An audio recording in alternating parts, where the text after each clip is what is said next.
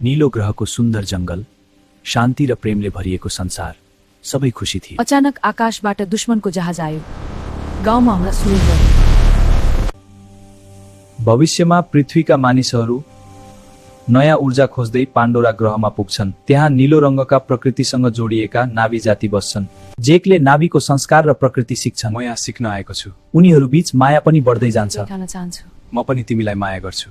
तर मानिसहरू पाण्डोरा नष्ट गर्न चाहन्छन्। पाण्डोराको नीलो आकाशमा समुद्रको नयाँ संसार जेक र नेटिरी भेट्छन्। उनीहरूका बच्चाहरू सिक्न थाल्छन् जलजीवन र प्रकृतिको। उनीहरूलाई संसारको धन र शक्ति चाहिएको छ।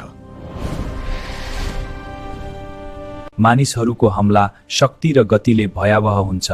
जेक र नेटिरी सन्तानको रक्षा लागि लड्छन्। प्रकृतिको शक्ति समुद्रको गहिरो र जीवजन्तुले साथ दिन्छ।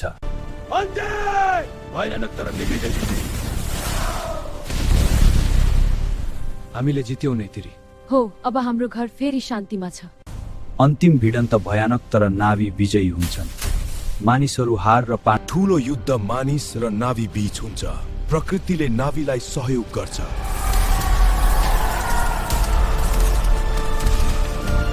जल प्राणीहरूसँग साथी बनाउँछन् र युद्धको तयारी गर्छन्। मानिसहरूको हमला शक्ति र गतिले भयावह हुन्छ। हाम्रा सन्तानको रक्षा गर्न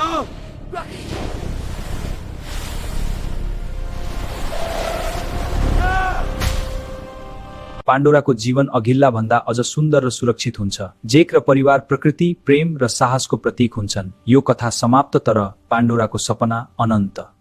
उनी र नेतिरी सन्तानसँग शान्ति र खुसीमा बस्छन्। समुद्रको छालाहरू सुरक्षित र सौन्दर्यले भरिन्छ।